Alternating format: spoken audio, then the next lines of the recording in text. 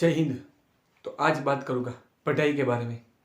पढ़ाई कितनी महत्व है वो तो सबको पता है, पर जो कई छोटे बच्चे हैं उनको पढ़ाई का महत्व नहीं पता। तो उसको कैसे पता चले कि पढ़ाई का महत्व क्या है?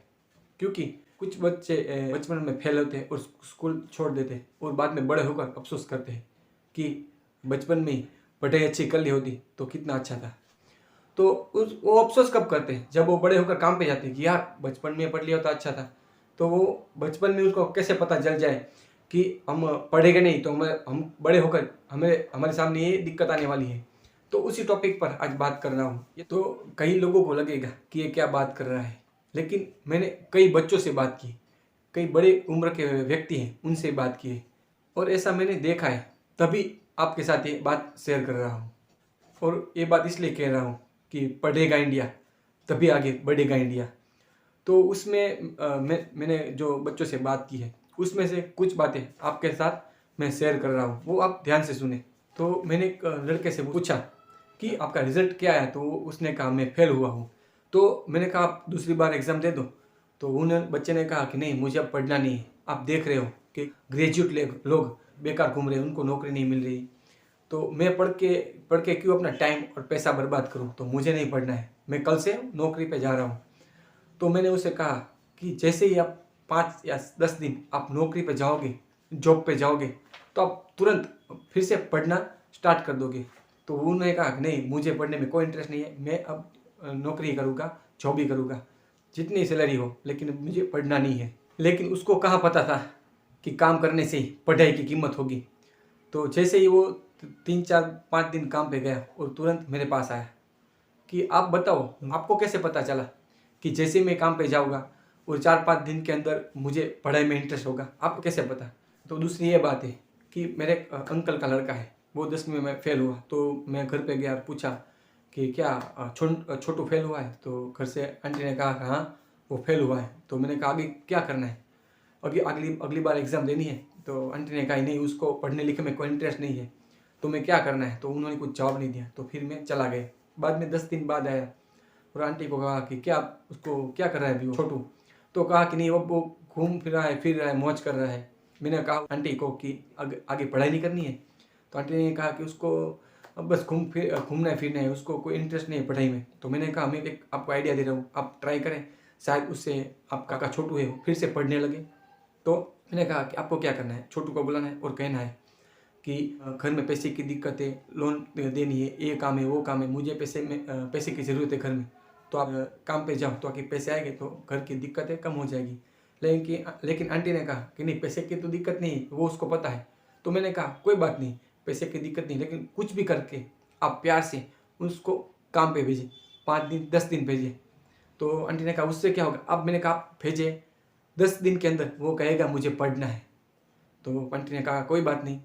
तो बाद में मैं चला गया। तो उसको क्या पता था कि काम करने से पढ़ाई की कीमत होगी। तो वो काम पे चला गया। बाद में मैं 5वें दिन या 6ठे दिन में घर पे गया था। तो मैंने कहा क्या कर रहा है छोटू? तो वो कह रहा है वो तो ट्यूशन गया है और अभी तो सिर्फ 9 ही बजे, ट्यूशन पे कहाँ पे जाता है? वो तो 9 10 बजने वाला उठने वाला बंदा है, तो कहाँ से ट्यूशन जाएगा? तो आंटी ने कहा सही बात है, आपने कही वो सही बात है। वो 5 दिन नहीं, लेकिन तीसरे दिन ही वो ट्यूशन चला गया था। तो जब वो उठा 6 बजे उठ गया था और मैंने उससे बात की कि भाई 6 बजे क्यों उठ रहे हो, 9 बजे आपको काम पे जाना है। लेकिन छोटू ने कहा कि नहीं, मेरे को ट्यूशन जाना है 7 बजे। मैंने कल सर से बात कर ली है कि मैं ट्यूशन आ रहा हूँ कल से। तो सर ने कहा कोई बात नहीं, आप ट्यूशन आ जाओ।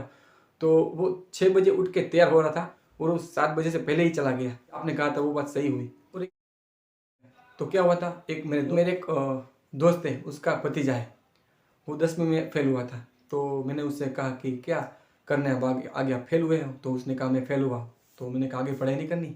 तो उसने मना किया कि नहीं, मैं बिजनेस ही करूँगा, मुझे बिजनेस ही करना है। तो मैंने तब उसको कुछ कहा नहीं, क्योंकि मुझे पता था अगर उनको बिजनेस करना है तो बिजनेस ही करेगा। क्योंकि उसको पता नहीं है कि पढ़ाई की कीमत काम करने से होगी। तो ऐसे ऐसे करते हुए 1 2 महीना निकल गया। बाद में पूछा कि भाई तुमको बिजनेस करना था ना, क्या हुआ? तो उसने कहा कि नहीं, अभी तो बहुत टाइम है, मैं तो अभी छोटा हूँ ना, तो मेरे पास बहुत टाइम है। बाद में 3 साल बाद उसने बिजनेस स्टार्ट किया। तो मुझे बुलाया था, मैं गया था। तो मैंने कहा कि तुमने आज से दुकान स्टार्ट कर दी है, सही बात है, लेकिन तुम 5 या 10 दिन में फिर से पढ़ाई स्टार्ट कर दोगे। तो उसने कहा मुझे बिजनेस में ही इंटरेस्ट है, मुझे पढ़ना नहीं है। और उसके कुछ दोस्त आए थे, उसने भी कहा कि नहीं, ये तो 2-3 साल से घूम फिर रहा है, तो एक ही बात कर रहा है, मुझे बस बिजनेस ही करना है, मुझे पढ़ाई में कोई इंटरेस्ट नहीं। दोस्त ने भी कहा कि सही बात है, उसको बिजनेस करना है, पढ़ाई में कोई इंटरेस्ट नहीं। तो मैंने कहा कोई बात नहीं, 5-10 दिन के अंदर पता चल जाएगा। जैसे 15-20 दिन बाद पता चला कि उसने 10वीं का एग्ज़ाम देने के लिए फॉर्म भर दिया। और कुछ टाइम बाद मेरा दोस्त है वो आया, देख कर हंस रहे थे। तो मैंने सोचा क्या हुआ यार, तो आपने जो बात की वो सही हुई। मैंने कहा क्या, कि मेरे भतीजे का दोस्त है, उसने मुझे कहा कि आपके भतीजे ने 10वीं के एग्ज़ाम का फॉर्म भर दिया। तो उसको पता नहीं था, तो वो सोच में पड़ गया। तो बाद में मैं हंसने लगा। तो दोस्त ने कहा कि यार क्यों आप हंस रहे हो, मैंने आपको कोई जोक सुना है, कोई कॉमेडी बात की है तो आप हंस रहे हो। तो उसको कहा कि मेरा दोस्त था, उसने दुकान स्टार्ट तब कहा था कि आप आज से 5 या 10 दिन के अंदर आपका भतीजा है वो फिर से पढ़ने लगेगा। उसको कैसे पता चल गया कि ये 5 दिन 10 दिन बाद ये होने वाला है, इसलिए मैं उसको हंस रहा था। क्योंकि बच्चों को पता नहीं होता कि काम करने से पढ़ाई की कीमत होगी।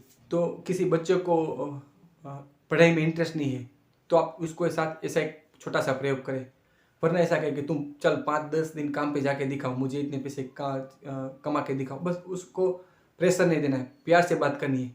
बस उसको पता चले कि पैसे कितनी मेहनत से कमाए जाते हैं, तो उसके साथ प्यार से बात करनी है, ज़बरदस्ती प्रेशर नहीं करना है, वरना कुछ कदम उठा लेगा, कुछ दिक्कत हो जाएगी। तो फिर आप ही कहोगे कि आपने कहा था वो हमने किया और लड़के ने गलत कदम उठा लिया। तो प्यार से बात करें, समझाए, कुछ उसके साथ चैलेंज रखे कि भाई तू मुझे 100 रुपया 200 रुपया कमा के दिखा, 2-3 दिन काम पे जाके दिखा, ताकि उसकी आँख खुल जाए।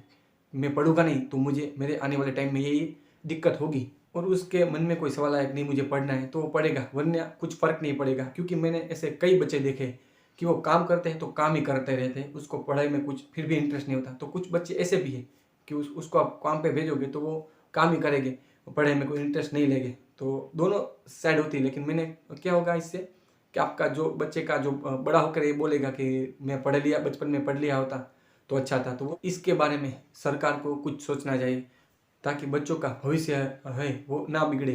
तो क्या होता है कि कुछ बच्चे फेल होते हैं पढ़ाई में और बाद में 5 साल 7 साल 8 साल घूमने फिरने में अपना टाइम बर्बाद कर देते, तो वो टाइम उन बच्चों के बर्बाद नहीं होंगे, क्योंकि पढ़ाई के बगैर उसका खुद का भविष्य बिगड़ चुका होता है। और पढ़ेगा इंडिया तभी आगे बढ़ेगा इंडिया। जय हिंद, जय भारत।